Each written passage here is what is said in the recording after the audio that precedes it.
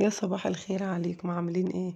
عامله لكم اكله خفيفه، حاجه خفيفه كده تنفع الفطار والغدا والعشاء، وكمان فطار يوم الجمعه ما يحلاش من غيرها. عندنا طاسه على النار، حطينا فيها معلقه من السمنه، وهنحط كمان حبه زيت، وهنجيب بصله كبيره نكون مقطعينها، وهنقلب البصله بتاعتنا دي كويس قوي لحد ما تتكرمل معانا وتاخد لون حلو قوي. وبعد ما البصله اتكرملت زي ما انتوا شايفين كده، هنجيب 3 حبات من البيض وهنضيفهم على البصلة بعد ما تتكرمل. ايوه بعد ما تتكرمل كده، وهتدوقي احلى طعم. البصلة لما بتتكرمل كده في الشكشوكة، او شوفوا انتوا بتسموها عندكم ايه، بتخلي طعمها خطير بصراحة.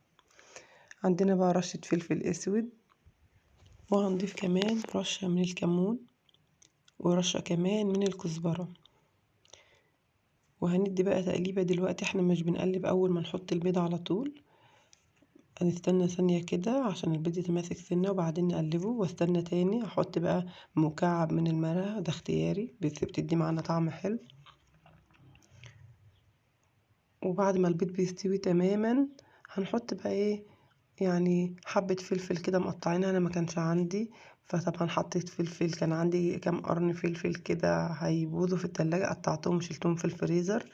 حطيت شوية فلفل متقطعين، وحطيت انا كنت مقطعه 5 حبات طماطم صغيرين، حسيتهم كتار فانا تقريبا حطيت 4 حبات بس من الطماطم.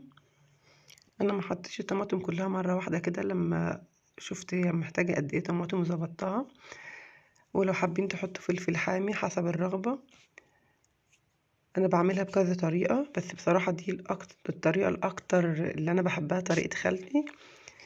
اول ما شفتها كانت بتكرمل البصل، استغربت قوي ان هي كرملت البصل، والطريقه نفسها ترتيب المكونات بتاعه الشكشوكه، او مش عارفه انتوا بتسموها ايه.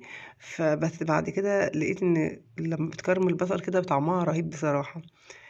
وقلبت كل الكلام ده مع بعض، وبعدين غطيتها لحد ما اتسبكت زي ما انتوا شايفين كده، ما فيهاش اي سوائل، كل السوائل ميه الخضار كلها شربت مع بعضه.